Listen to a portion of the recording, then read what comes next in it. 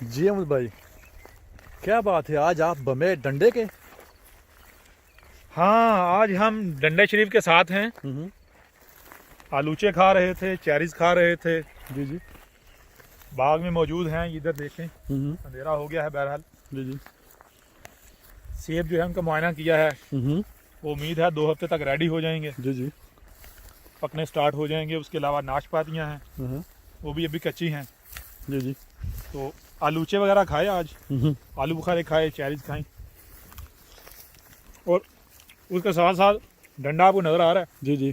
क्या मकसद है डंडे का, इसके लिए आप ऐसा करें, इंतज़ार करें। उम्मीद है जल्द ही आप अगली आने वाली वीडियो में देख लेंगे। आपका इंतज़ार सफल होगा।